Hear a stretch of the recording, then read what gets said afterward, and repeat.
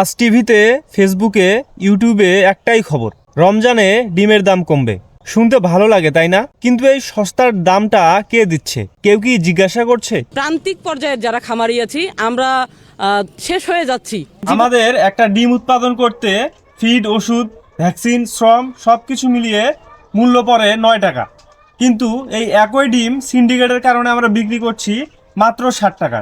মানে প্রতি ডিমে 2 টাকা করে ক্ষতি, প্রতিদিন প্রতিটা খামারেই। এটা কি ব্যবসা নাকি ধীরে ধীরে আত্মহত্যার নাম?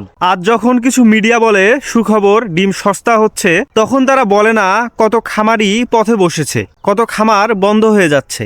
আমরা দাম বাড়াতে চাই না ভাই, আমরা চাই ডিমের ন্যায্য দাম। যদি খামারিরা বাঁচে তাহলেই বাজারে ডিম থাকবে, আর যদি খামারিরাই না বাঁচে তাহলে এই সস্তা ডিমের গল্প শেষ হয়ে যাবে। তাই বলছি, যে খবর খামারির কষ্ট লুকায় সেই খবরকে বয়কট করুন, আর সেই সাথে এই ভিডিওটি শেয়ার করুন ভাই। আমাদের আন্দোলন, আমাদের কথা আমাদেরই তুলে ধরতে হবে।